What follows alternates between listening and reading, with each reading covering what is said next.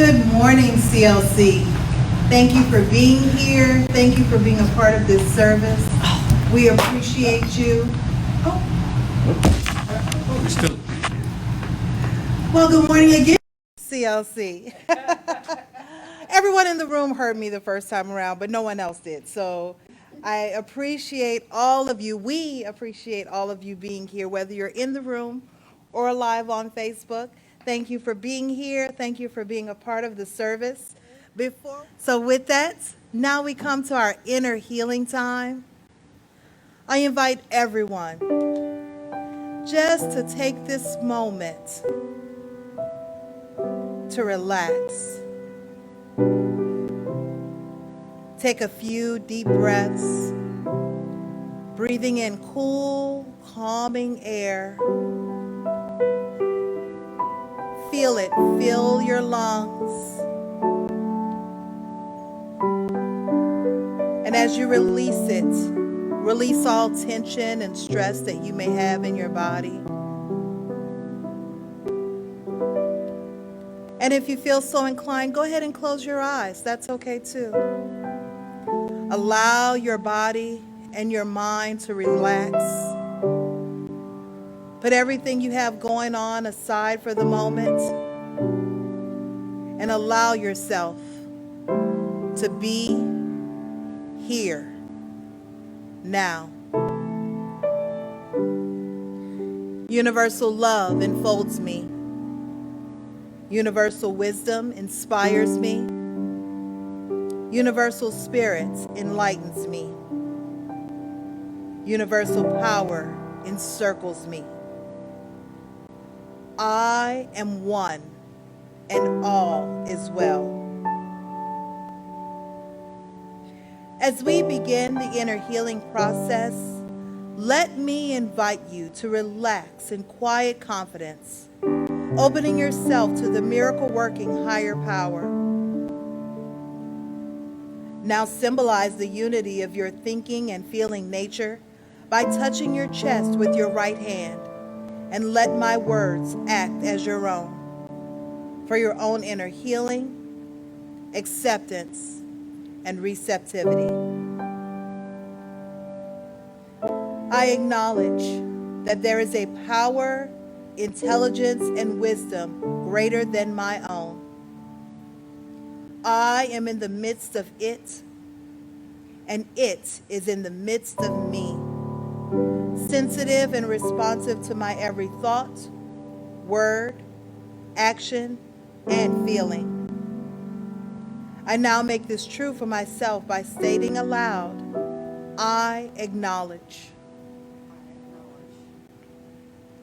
Acknowledging the higher power working through my life, I admit that I am personally responsible for solving all my problems, while being guided and assisted by something greater than myself. As I am ready to surrender the conflicts of my ego to the wisdom of the infinite presence, I simply speak these words, I surrender. Knowing that forgiveness is the key to unconditional love and the feeling of heaven, I now unconditionally forgive anyone and everyone who has ever injured me in any way, real or imagined. And I now forgive myself for all of my mistaken judgments and their resulting actions. From my deepest level of understanding, I now say, I forgive. Realizing that I continually experience the effects of my own thinking, I now choose to allow this higher power to recreate me deeply, filling my mind with thoughts that are only positive, constructive, loving, and beautiful. I call upon this divine inflow by stating aloud, I choose. I now center upon that one special idea that I'm willing to accept as real for me in this coming week. In visualizing that idea as already acted upon and brought to pass. In seeing my idea become a fact of my experience, I enjoy the happiness and peace of my thought fulfilled and gratefully speak these words. I accept.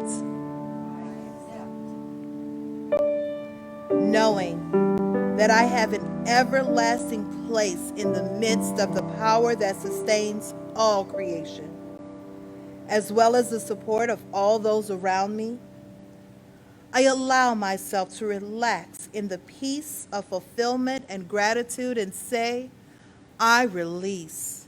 I release. Now, in my mind's eye, I envision the presence of someone near and dear to me. This can be a friend, a family member, a teacher or mentor, someone who has touched my life in deep and loving ways. Someone who may not be physically present in the room this morning. I turn toward that image in my mind's eye and say, I'm grateful for the good in your life. Now I open my eyes, turn to the world around me, and joyfully speak to anyone physically present in the room or virtually on this broadcast, and share in gratitude and confidence in saying, I'm grateful for the good in your life. All right. Well, thank you to Melody, Jeffrey, Danielle, Lisa, Tom, who are Reverend Lisa, Reverend David, and everybody else who's here today. It's nice to see you. It's nice to see you folks out there in television land. I requested that song as a tribute to the late, great Nanci Griffith, who passed away last week. If you don't know who Nanci Griffith was, Google her, go to YouTube and check her out. One of an amazing generation of women folk singers and songwriters like Kate Wolf and Chris Carpenter, and she was from Austin and went to Nashville to become famous, and that song is best known in the version by Bette Midler, but it was Nanci Griffith who first performed it. So next week I guess we'll have a tribute to Don Everly. I was sorry to see he left us overnight. So Dream, Dream, Dream, or Wake Up Little Susie or something. I don't know. So, I know, yeah. All right, so anyway, welcome to Creative Life for yet another in a series on the works of Ralph Waldo Trine, particularly this book, In Tune with the Infinite, Secret to Peace, Power, and Plenty. Method of Peace. That's actually the subtitle, is on peace, power, and plenty. These three things. How do we manifest these in our lives? Ralph Waldo Trine, writing about 100 years ago, starts out by saying that the world is in really a pickle right now, and people are in such fear, and there's such division and all of this, and you're like, what has changed? Has anything improved? Well, the quality of communication, the understanding that we're one human family has grown greatly. We no longer see ourselves as separate continents, as separate people. We see a totality of experience here. And the idea of the science of mind is that there's a universal oneness that expresses through every point within itself, one of those points being you. You are a sentient being, S-E-N-T-I-E-N-T. You are a sentient being, a self-aware being, and as such you have, and I have, co-creative capacity with the one. The chair you're sitting in is also an expression of the one, but so far as we know, it's not a sentient being. I say so far as we know because there's a lot we don't understand, and we're still figuring out how animals manifest and the degree of consciousness that they possess and self-awareness and ability to locate themselves in time and space, and we're still figuring out trees and nature and so on. So there's a lot we don't know. But here's what we do know, you're a sentient being, and I'm a sentient being, and as such, we have the ability to do something that, so far as we know, no other species on this planet can do. And that's doubt our own beingness, doubt our own capacity, doubt our own connection. The trees in the courtyard, I promise you this, are not doing that. They're not neurotic. They're not judgmental of each other. They're not comparing themselves one to the other. They're just being. They're in the moment. They're in the great I am as who they are. You and I have the capacity to doubt. You and I have the capacity to imagine that God is at a distance. With all due respect to that song, which is a wonderful song, I'm sitting there thinking, this is theologically incorrect. Yeah. As far as what I believe and what the science mind teaches, okay? But it's a song.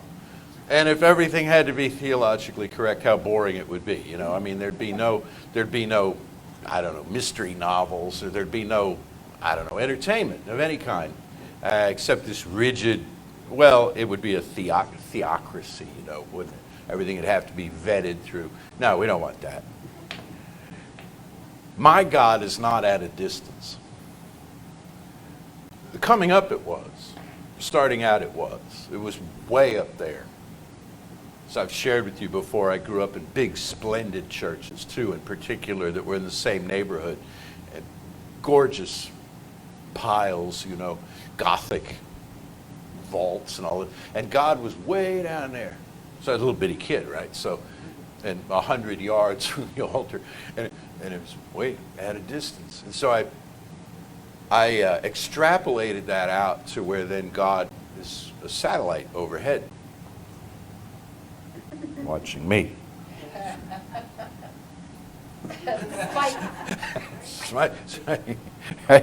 You know, and when I expressed that to my peer group and teachers, it was reinforced. Yeah, that's how it works.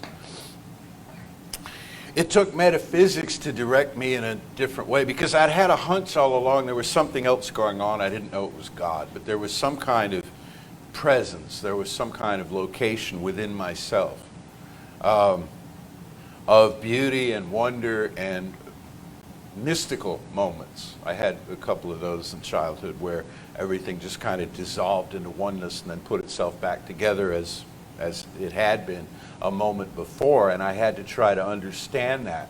Now I do. I didn't at the time. But it took metaphysics, it took the science of mind to give me an explanation, to give me a context for exactly what was going on there. So like I say, my God is no longer at a distance. It's everything. It's everywhere. And it's within me. But I have the capacity to doubt it. So I've had to triage myself, and I've had to find certain practices that I can undertake where I no longer doubt it, where I trust it, where I depend on it. And that's what brings us to peace and power and plenty. And I put them in that order as he puts them in, Trine does. Peace, the peace that passes all understanding, the peace of the silence, peace of the stillness, the peace of the space between your thoughts. I think it was Deepak Chopra who first said it that way, that you have your thought here and you have a thought over here. Well, there's this space between your thoughts, like the space between the stars and the sky. If there were no space between the stars and the sky, and of course they're all at different distances from us too, it just looks like they're all laid out this way, but if there were no space between, there'd just be light, right? It's woo. Well, if all of my thoughts are just crammed together with no space between them, there's no capacity for reflection. There's no downtime. There's no peace. There's just thought, thought, thought, thought, thought, thought, thought. And they all string themselves together as words in a sentence, sentences in a paragraph, paragraphs in a story, and the story never ends. And you get exhausted on it. You ever feel that way? Where you're overthinking? I saw a t-shirt design pop up on my phone. You may have had this pop up on yours if you play the same solitaire. I do. And it had a picture of the thought police. And there's this cop with the reflector shades, little mustache, you know. It's just thought police. And he's saying to you, he says, it looks like you've had too much to think. And I thought, right on. Right on. Because we overthink and overthink and overthink, and we wonder and we guess, and is it working now? And are we there yet? And are we there yet? And we pull the plant up out of the ground to see how it's growing. I use that example a lot, you know. How's it coming?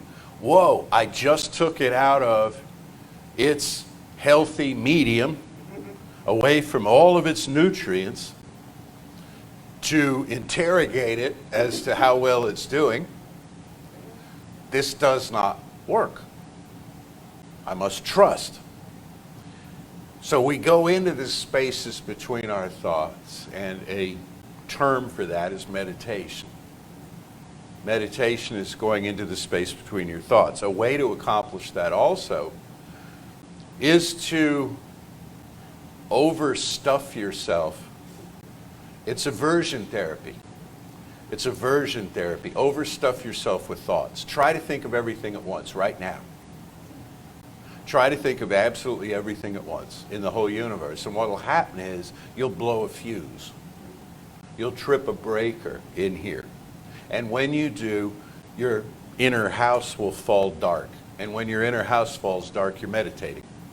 And you're in that space of just pure being. That's what meditation is. And I'm going to get into this more next month. Don't you hate it when people do that? Well, there's no time today. But you come back next month, and I'll tell you. I'm going to do a whole Sunday on meditation, maybe more than one, about how to meditate, why meditation is useful, and it's, you know, essentially I want to suggest you forget everything you know about it, because otherwise you overthink meditation. Should I do Eastern, Western, this, Northern, Southern, whatever, you know, and just be. Just breathe. Just I am. You remember what Reverend Lisa shared with us? Was it last week or the week before? Where I think it was last week, where she said a stress relief mechanism, breathing. Exhale more than you inhaled. You know, that kind of. It's as simple as that. Just be. Just be. And you exhale more than you inhale when you feel safe. So when you do that, maybe not feeling safe, you start to feel safe. It's a reminder. How would you feel, how would you act if you felt safe? So we come from a place of peace. We come from a place, if you want to call it trust, reliance upon a power greater than we are yet right where we are, which leads us to power, which leads us to personal power. How do we use personal power? Well, there's universal power, and there's personal, local power in you, as you. Here's the thing, though. All the metaphysical teachers, and a lot of them that aren't put in that category, point out that it's not a personal power, ever. It's a universal power, a neutral energy into which we tap that then flows through our personality so it looks like a personal power. For instance, you remember Jesus, when they would ask him, how did you do this and how did you do that? These miracles and these manifestations, he would say, it is not I. This is what we have in the translation that we mostly use. It is not I, it is the Father within who does the work. She called Abba, Papa, you know? That was his name for this power that he felt in the stillness of his own soul. It is not I. And he wasn't just being modest. It wasn't an aw shucks moment, you know, for Jesus. He was standing in theological truth as he understood it at the time, that there is one power, and it was manifesting itself through him for one reason only, which is he gave it permission. It was not because he was the only begotten Son of God, or he was special, or he was cut out of the herd, you know, to come lead humankind off into. No, it was because he gave it permission. And the whole point of his teaching was we can give it permission. You and I can give it permission today. We get ourselves out of the way. Emerson's mentioned this. He says, get your bloated nothingness out of the way of the divine circuits. A lot of people were like, oh, that's a rude thing to say, but it's pretty accurate, isn't our bloated nothingness? Is another way of saying our massive inventory of constant thought. That's my bloated nothingness. I have opinions on every blessed thing. I bet you do too, right? All sorts of things. Things I don't even care about. Things I don't even care about. I'll have, if you ask me, I'll have an opinion so that I look like I'm informed and not foolish, you know. And then I have to remember what my opinion was the last time somebody asked me, and I have to keep track. Pretty soon I'm inventorying my own opinions. Meanwhile, the world is happening all around me, right? And here I am shuffling and sorting all of my opinions and then deciding gravely to change one. Well, I've changed my opinion about that, and so I'm moving it over here, and then I have to explain and defend. It's exhausting. It's also pointless. It gets us nowhere. It gets us nowhere. The real power flows through us, and there's nothing we have to do about it. I was looking for my glasses. There's nothing we have to do about it. There's nothing we have to do. When we get to this point where the power is flowing through us, there's nothing we have to do about it. So I have for you a poem out of his book. Y'all will find it, I'm sure, before I'm even done. He doesn't quote the whole poem, so I'm not going to quote the whole poem, just the part that he has in here. It's 4 stanzas. You may have heard it. It's by John Burroughs. It goes way back. I stay my haste, I make delays, for what avails this eager pace? I stand amid eternal ways, and what is mine shall know my face. Asleep, awake, by night or day, the friends I seek are seeking me. No wind can drive my bark astray, nor change the tide of destiny. The waters know their own and draw the brooks that spring to yonder height. So flows the good with equal law unto the soul of pure delight. The stars come nightly to the sky, the tidal wave unto the sea. Not time, nor space, nor deep, nor high can keep my own away from me. Can keep my own away from me. That poem actually opens with the line I didn't read you. It says, serene I fold my hands and wait. If you Google that first line, you'll pull it up. Serene, I fold my hands and wait. Can you imagine serenely folding your hands and wait and having all sorts of people shout at you that you need to do something?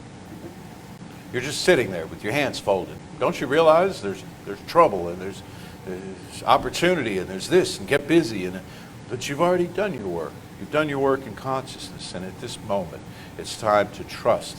It's time to trust. This power is going to flow through you. This one power that is all power is going to move through you because you're giving it free rein.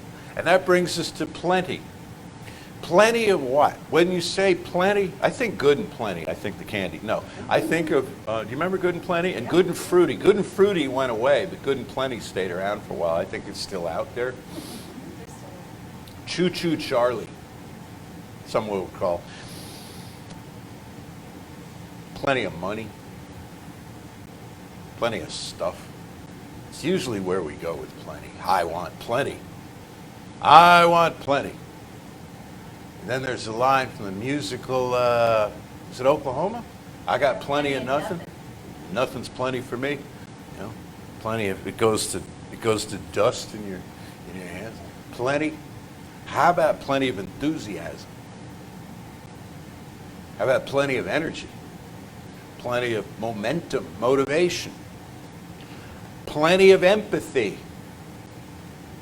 I read an article about road rage. Road rage. It should be replaced by road raga. Those are Indian songs. We sing songs in the car. We have the radio on, and traffic moves by us, and we're listening to this. You remember Michael Mandrell brought his friend out one time, and they played a bunch of ragas for us. But it's talking about road rage, and it says really the key to not falling into road rage is empathy. It's to realize that that person that cut in front of you is not a jerk, and they're not out to get you, and they didn't mean it. They just didn't see you. Or they're having a bad day, or whatever, and have some empathy, because that could be you who's the jerk. That could be you who's, and this is like really elementary stuff. This is the kind of stuff you teach third graders is don't hit Jimmy, okay? Because you don't like to be hit. Jimmy doesn't like to be hit. And all of a sudden a light goes on and it's like, oh, wow, Jimmy and I share the same planet. We share the same reality here, you know? So this is like really elementary stuff, but it's good to hear again, yet again, the importance of empathy. I want plenty of empathy. And plenty of ideas, plenty of creative ideas. Enthusiasm for the creative ideas, so as to be able to manifest them in form. Because as he points out in this book, and all our books point out in their pages, there are ideas that are seeking you. Like he said, the friend that you seek is seeking you. The plan that you seek is seeking you. The ideation that you seek is seeking you. The big, grand, creative, expansive thing is seeking you. It needs you to do this. It needs you to write down these words and form them into a song. It needs you to put these materials together, assemble them into a product or a device or a mechanism, a new discovery, a new invention. It needs you to be a facilitator of healing. It's what you came here for. So there is a stream of consciousness that is specifically seeking each one of us that we dial into, just like on the old time radio. You tune into it, and there it is. And no one can hear it but you. And you're like, do you hear what that just said? And what the other party heard was specific to them. One station, many transmissions. We are a receiver. You've heard that? We are a receiver of truth. We're a receiver of wisdom. We're a receiver of inspiration for a particular purpose. Many particular purposes. And you'll find that often the purpose of the information that comes to you is outside your skill set. You'll say, but I'm a this. This is my training. This is my background. And you're asking me to go over here and do something else. Well, get ready to grow. Get ready to expand. So peace, the peace that passes all understanding at the center of the soul. Power, the power that's not yours to contain, simply yours to trust and ride the wave of, ride the crest of the wave of, manage that power in your life in plenty, to have it show up as ideas, as feelings, as motivation, intention. Read you a little more out of Trine. There is but one source of power in the universe. Whatever then you are, painter, orator, musician, writer, religious teacher, or whatever it may be, know that to catch and take captive the secret of power is to work in conjunction with the infinite power in order that it may continually work and manifest through you. If you fail in doing this, you fail in everything. If you fail in doing this, your work, whatever it may be, will be third or fourth rate, possibly at times second rate, but it positively never can be first rate.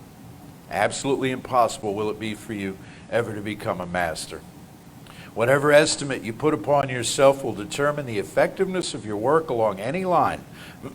As long as you live merely in the physical and the intellectual, you set limitations to yourself that will hold you as long as you so live. When, however, you come into the realization of your oneness with the infinite life and power and open yourself that it may work through you, you will find that you have entered upon an entirely new phase of life, and that an ever-increasing power will be yours. Then it will be true that your strength will be as the strength of 10, because your heart is pure. So we trust this power, you trust this presence.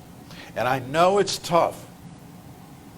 Believe me, as somebody who lives in the same world as you do and everybody else does, and has the same news feed going along their phone, and finds themselves, in my case, very often expected to explain it all. I have to go back to something I cannot explain, but can only feel, that there is one life. This life is our life. Right now. Something is happening. For such a time as this have we come. We are on this planet at this time for a high and holy purpose, where everything is changing. I have quoted, I'm about to get off here, but in the last 18 months, I have quoted Christopher Fry's poem, Asleep of Prisoners, I don't know how many times. At least the part of it that says, when wrong comes up to meet us everywhere, never to leave us till we take the greatest stride of soul, folk ever took. The enterprise is exploration into God. It takes so many years to wake, but will we wake? For pity's sake, for pity's sake. How often I've said that. I thought, wrong's coming up to meet us everywhere, never to leave us. Well, we're taking that stride of soul, that folk have never taken it as greatly as we're taking it now. And next week things will be different. Next Sunday, things will be different. The pandemic will be over and wars will end and people will be at peace and everybody will get along and there'll be justice and equality and the whole world will burst out in song. And the next week comes and it's not there yet. Instead, there's been a news feed of other stuff and now there's trouble over here. And you can collapse under the weight of this thing if you don't have a place to take it. And I mean in here. So go to that place, go to that center place within yourself where nothing has ever been wrong, where it just gathers you in it and says, you're my beloved child in whom I am well represented, in this life. And then breathe into it. And one last thing I want to suggest is, you hear Danielle every week come up here and say, we have lots of groups and activities, and maybe it kind of sails right past you. Well, I'm here to tell you we have lots of groups and activities. On Zoom, some are on Facebook Live, most are on Zoom. Check them out because it's, every day, you get up, oh, it's a long time till Sunday, well, it's Tuesday or whatever. There's Tuesday morning, Reverend Lisa is there for you on Facebook Live with an inspirational message. Tuesday night, Reverend David is there for you every day of the week. 365 days a year, every day since the pandemic began. And they will remind you, and they will say the same thing every single time you tune in, using a different set of words. They will say the same thing. There is one life. That life is the life that you're having right now. Relax into it, trust it, know that it is so. So, presently, Reverend Lisa will treat for us after we hear some more wonderful music. And thank you all so much, and have a fantastic week. Well, Reverend Lisa will treat for us, and we will hear wonderful music after giving time. After giving time. So as our ushers make their way to the back so that we can give, I want to thank each and every one of you for your support, for being here. Thank you, Jesse, for that wonderful message. We really appreciate that. And again, we would not be here and we would not be doing this if it wasn't for you. So I invite you now to say with me, divine love through me blesses and multiplies all the good I am and have, all the good I give and receive. I am prosperous now, and so it is. And now, Jesse mentioned that we're there at 9 and 5. And, well, David's not always there at 5. David can be anywhere from 3 to 10 o'clock at night, because I've seen him. But what I do want to remind you is that if you need something, and it is not 9 o'clock a.m., and it is not 5 p.m., we don't delete those videos. They stay up on the Facebook page, and so you can either scroll back through our news feeds, or if you're on our page, you can click on videos, and it will pull up all of them, and then you can scroll to your heart's content. Or, I'm plugging my own work here, we have a YouTube channel. We have at least 2 years worth of Sundays up on the YouTube channel. That is the Creative Life Spiritual Center YouTube channel. And I'm going to go ahead and plug mine because I thought I had something pretty cool to say, so I started my own YouTube channel. God help me. It's the Running Rev Ryan YouTube channel. So, if you need me, there I am. So, and I do try and keep our Facebook feed a positive place, a safe place, a place to come when you need something. I make a real effort to do that. And I have this one friend on Facebook, because we all know Facebook can be an interesting place. And she's one of my classmates. And if you've ever been to the website, the Science of Mind Archives, she is the director of the Science of Mind Archives, Reverend Kathy. And I trust her implicitly because she is the Queen of Peace. So I know that if I click on anything that she's posted, it's going to be good. And it's going to be happy, and it's going to be peaceful, and it's going to be wonderful. And this morning, she had a memory. And we took a class on Sufism, which is the mystic side of Islam. And the teacher was Robert Frager, and he is the most amazing teacher. I took 2 of his classes, and he's wonderful. And one of the things that in this memory it was talking about from Sufism is if you take 2 steps towards God, God runs to you. So please keep that in mind. We were born with free will. God granted us free will. But that means that God waits for our permission to come to us. We can't get away from God. But for us to activate the power, the peace, the plenty that Jesse was talking about, we have to be willing, we have to give permission. 2 steps to Spirit. Spirit runs to you. And in that knowing, there is one power, one presence, one life, one love. That is my life now. That power, that presence, that love, it flows through me because I give it permission. And so I know for each and every one of you out there, the willingness, the acceptance to know that love, to feel that love flowing through you. To open up to the amazingness of heaven right here on earth, heaven right here around us, heaven in each other. And in that, all things are possible. Healing is possible. And I am knowing that as this weather that is coming towards various parts of the United States, that these people are held in the arms of that power, that presence, that love. And that they know that they are safe and that resources are already mobilized for anything that they might need as they walk through this event. Just as it is right here, right now for us and everywhere in the world where things aren't quite what we think that they should be, we know that they can be, and we know how to get that by running towards God as God runs towards us. And so I know love, and I know peace, and I know willingness, and I know acceptance, and I know that we are held in spirit. And I'm grateful to know this, just as I'm grateful for each and every one of you, for our senior minister, for our musicians, for the team that shows up every week to do this. And for this place here and this teaching now and these loving hearts. I'm grateful for all of this.